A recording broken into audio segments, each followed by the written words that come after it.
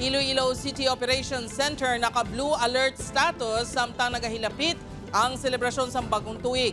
Samtang baligyan na sa mga palupok hugot nga ginamonitor sa BFP. Si John Sala nakatutok live sa Barangay Buhang, Haro. John?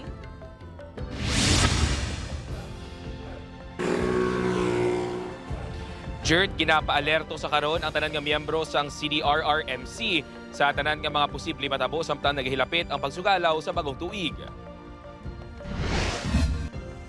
Masako na kadamahan sa pagpamakal sa mga prutas, panghanda sa medianoche kag preparar sa naghilapit nga pagsugalaw sa bagong tuig.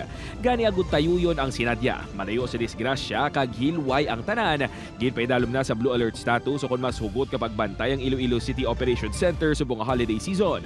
Whenever we are in a blue alert status, that means ang aton nga City Disaster Risk Reduction and Management Council, ang mga members ng response clusters naton are put on a 24/7 standby. That at any given time that may something matabo within sa city naton because of either the holiday or may mga weather conditions ita nga matabo. Magluwas sa CDRRMC, naka-alerto man ang BFP sa mga firecracker zone sa syudad sang Iloilo. Agud masiguro nga ginasunod sa mga vendor ang mga pagsulundan sa matawhay kag hilway sa peligro nga pagbaligya sa mga palupok. Kaina gininspeksyon sa BFP ang mga vendor kung may mga nagakaigo nga pamalong sang kalayo, kaangay na lang sang mga balas, tubig kag fire extinguisher. Bastante man sa mga no smoking kag testing signs ang mga ini. Tradisyon na sang pamilya ni Karen nga abi-abihon ng bagong tuig gamit ang madamo nga mga palupok. Apisar nga taga-Aklan sa day Karen. Diri pa sila sa syudad sang Iloilo nagabakal sa mga palupok. Para lang sa amon, para gina-welcome natin ang New Year, para masadya man yung mga kabataan. Suno kay Manang Bibeth, madahog ang baklaray sang palupok, subong kuning kumpara sa nagligan niya tuig.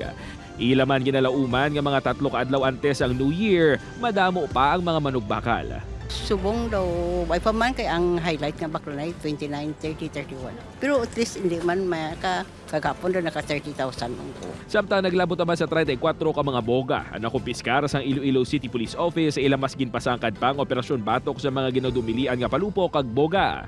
Nagapanguna ang Police Station 8 nga may 13 tanan ka mga boga nga nakumpiskar, Police Station 5 nga may 6, kag Police Stations 2 kag 7 nga may tag 5 ka boga.